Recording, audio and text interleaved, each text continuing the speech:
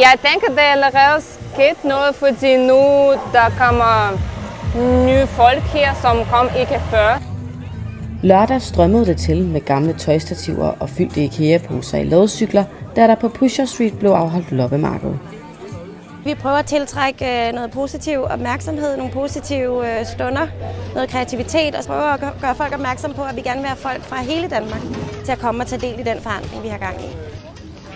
På trods af flere mislykkede nedlukninger af hashhandlen på Fristaden, er christianitterne håbefulde denne gang. Jeg tror, vi stadigvæk har en masse, der modarbejder det, som har mistet deres levebrød, som har mistet et sted at hænge ud, de altid har været. Vi er ikke i mål endnu, men jeg har aldrig nogensinde oplevet det sammenhold, som vi har på Christiania lige nu. I månedsvis har christianitterne i samarbejde med regeringen planlagt at lukke gaden, og nu den sidste brosten fjernet. Men skal der mere til at bane vejen for et nyt Christiania? Det kommer til at kræve en politisk tilstedeværelse døgnet rundt i en periode derude.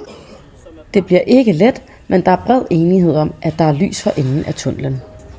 Det kommer til at kræve, at christianitterne opretholder den her, hvad skal man sige, fælles front mod hashsalg. Vi er jo mange frivillige, der har stillet borde op og skal rydde op efterfølgende. Der er mange, der skal holde øje med, at der stadigvæk er brandveje, der er clearet osv. Så der er noget arbejde i det. Og der er rigtig mange, der arbejder gratis dag og nat og tager fri fra arbejde. Så ja, vi prøver at blive ved. Jeg håber, hvis vi kan på en eller anden måde invitere folk, fordi det er det vigtigste.